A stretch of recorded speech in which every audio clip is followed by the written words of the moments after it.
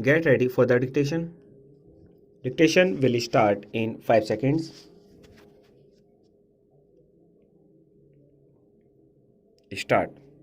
Mr. Deputy Chairman, I have to thank honorable members for the kind words that they have said about the government in the course of the discussion this afternoon. This is an occasion of more than ordinary significance. The political history of India had many vicissitudes, and this particular day will be remembered as placing another milestone in our progress towards an ideal state. There have naturally been many storms, and we have had to pass through considerable stress and strain. Yet it is a great pleasure to me to tender my felicitations to the honorable members of the House.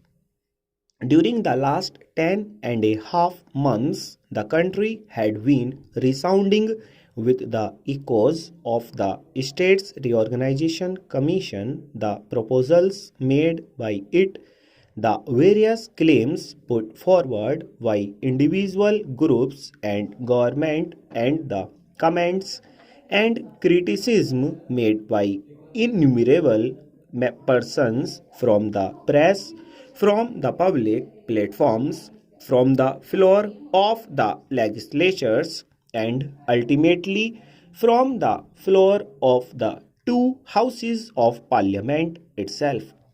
It is a matter of gratification, I would submit almost one of unique character, that in spite of all the vicissitudes through which this bill had to pass, ultimately the form which it has assumed, and which represents the fruits of the collective wisdom of the two houses of parliament, has the support, almost the unanimous support of both the houses.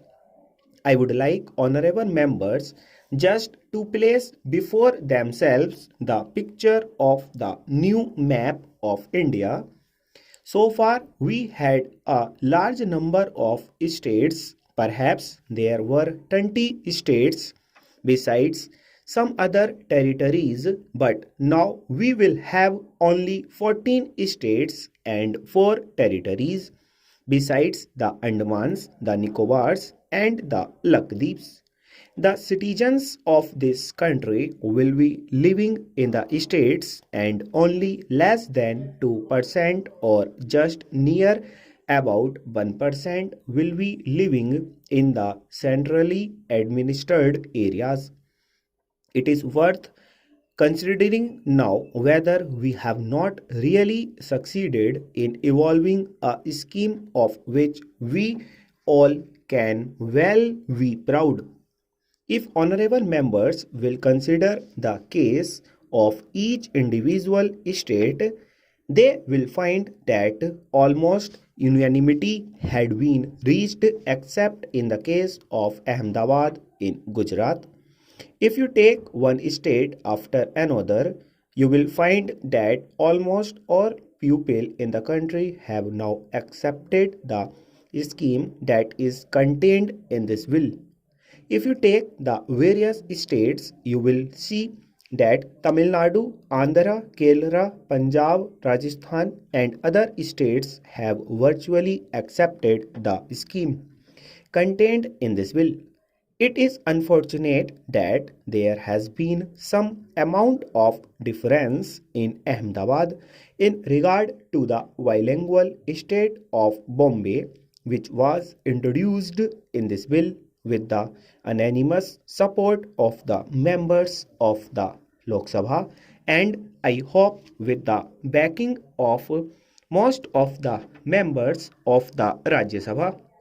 If not of all of them, I do not want on this occasion to enter into petty controversies. This is too big an occasion to admit of any full stop.